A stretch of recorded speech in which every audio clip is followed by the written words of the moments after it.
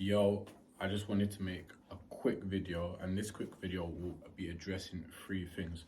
So these are three tips that I felt the pain of, and they apply to personal relationships as well as business and business. So if you're into marketing, you've got business, it will help. And if you're just an individual human being trying to figure out life, these are definitely tips that I've been to see that help in attracting more success.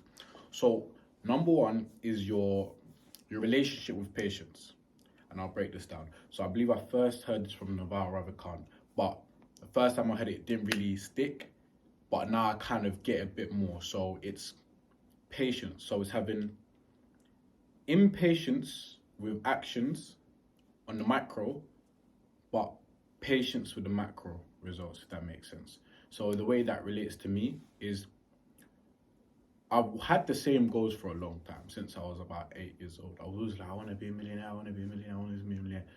Now I'm much more closer to the 8-year-old version of myself, but I'm also closer to the last year version of myself. And I also look at the game I'm playing in a much different way. So I'd say last year's me was more impatient with the on the day to day, the micro. Everything I did, I wanted to see the results now. When I set my budgets and my targets, the cycles I was looking at were very kind of short term focus. And the thing is with that is, as a result of that, when I applied my actions, which was successful, I wasn't able to fully manifest and collect the fruits of all my results because the time frame that I'd given was too short. I was looking at things on everything should be making sense in 3 months. But all I had to do was kind of look at it on a 6 months basis, and I would be a lot more successful. The same actions I put in yielded the results, but the time frame that I was looking at, the patience that I had before I was like, this doesn't work, or I need to change, or I was like, what have I done wrong?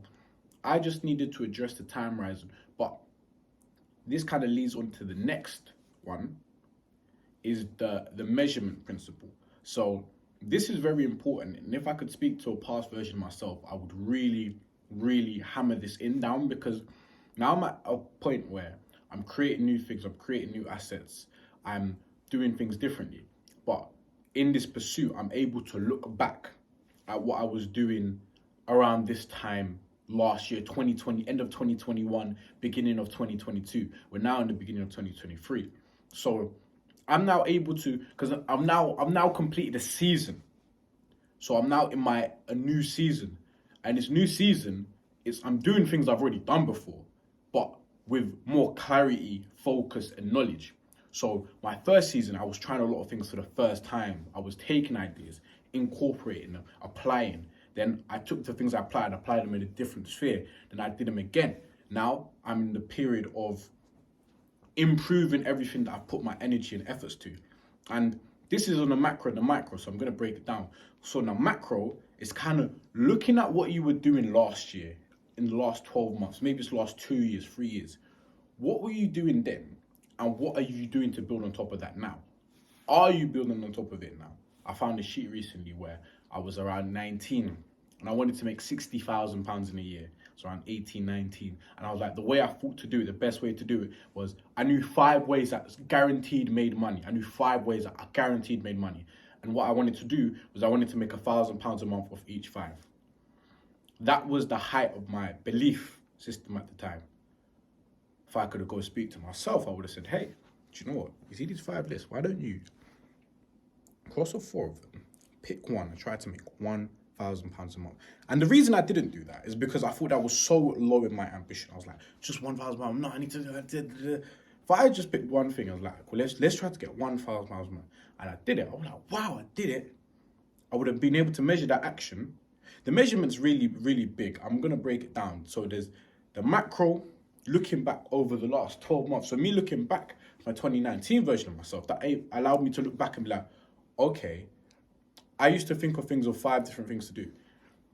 Instead of 5 different things, I look at one kind of industry and I play with 5 different niches, as in what I do in my marketing services company. I might apply the same frameworks, the same beliefs, the same templates I've got to 5 different businesses within that. Instead of doing 5 different businesses completely different. It makes no sense. Although now that I've got this skill set, I can actually kind of do that, ironically. But anyway, and then the micro measurement is, okay, when I did my last kind of budget and round of action, I was doing a lot of things and I was having quote unquote a lot of success.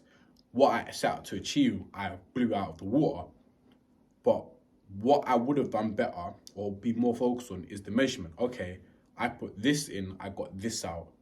And that's the inputs and outputs. But the second thing, this is very important as well. This is the most important of what I'm saying in the measuring category, is the measuring of actions. And this is still something that I'm working to do more of, but you don't get your goals or your dreams or results by just thinking about them or wanting them. As Alex Hormozy says, winners and losers have the same goals. The difference is the actions. And this is another one of measuring it. Anything that you measure, it grows. So if you're looking, okay, I want to get X. So let's say you want a job, yeah? Because I've had this experience as well. Let's say you want to get a job, you want to get an internship. Okay, that is my goal. Everybody in your probably university year group has that goal, or everybody wants to work for the big bank. What are your actions and what are you measuring? Okay, how many cover letters have you done? How many CVs have you done? How many applications have you done? Because I wanted to work for the best and the biggest banks once upon a time, but I only put like 1 or 2 applications in because I only wanted to work for 1 or 2, and if I didn't get those 1 or 2, I didn't want to do it. So you know what I mean. So I only put 1 or 2. But if I wanted banking jobs, that's all I wanted, then I would have been like, all right, cool, like 1, 2, 3, 4, 5, 6, 7. And I noticed this stark difference as well when I was younger, because there was one person I was networking. I was like, bro, you seem to kind of be clued up and kind of be going, like, talk to me, bro. He sent me his spreadsheet of all the applications. He had an Excel spreadsheet of this bank, this day, that. He works in banking now. I don't. Do you understand the difference? I did 1, 2, 3 because I was really kind of bougie about it. I wanted these ones, I didn't want it. I wanted these ones, I didn't want it. He wanted to get into banking. He wanted the industry. That was it. Do you know what I'm saying? So he went into it. He showed me the spreadsheet. And at that moment, I made a decision that I was not willing to put in that effort to get in that job. Bars. As in, as soon as I saw that, I was not willing to put the effort to get into the industry because I only wanted to work for the best, so I didn't want to do it, you know, because I knew I could do my thing. Now, I've got a spreadsheet like that looks like that for my business clients because I really want to be a success in business, you know. I don't just speak to 1, 2 people a day. I'm trying to speak to tens, hundreds, thousands again and again. But you need to measure that. You need to measure the actions. Okay. Now, the last one is focus. So this is a very important one, and business, personal, but as I grow more, I'm starting to think about less things, and less things in a good way. You know, that a phrase, a wallpaper I used to have on my phone when I was like 16. It used to be starve your distractions and feed your focus. Now more than ever, I feel that and I understand the power of that. I've had the same goals for a long time, even last year till now, last season. But in the summer, you're more inclined, you want to go out and do this. When it's winter, there's not really much to do, so you're just more focused on the business and doing what you want to do.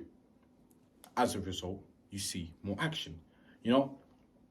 This is the end of the day, this is just the reality of the situation. If you've got friends that you want to speak with and go out with, and you've got family kind of network, like when I was in a period where my whole family tree from Nigeria to Canada to America came to London because I was graduating from university, the focus that I had for my business and my personal life, it was split because everybody had come to the UK and they were living in the house with us.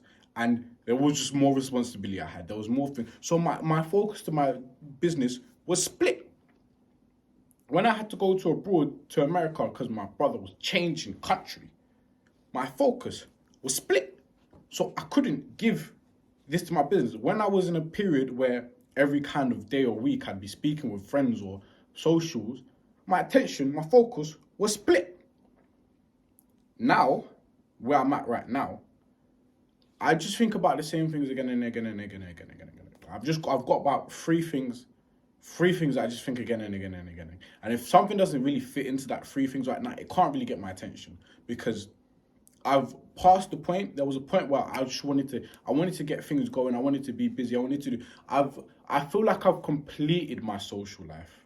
You know, I've done everything there is to do. I've given everything I can to my friends at this point. There's not really much value I can provide to them outside of creating content like this to maybe give my lessons, because I don't have time to individually meet up with anybody at this point. I'm more likely do big kind of events when I want to network with my friends. But there's nothing really on a one-to-one that I can do for them right now, so I can't do that. So that has been cut right now. My family, you know what I mean? Everybody came for the graduation, everyone was gone. And then everybody is more really kind of focused right now. Business is family, family is business. So business is family, family is business.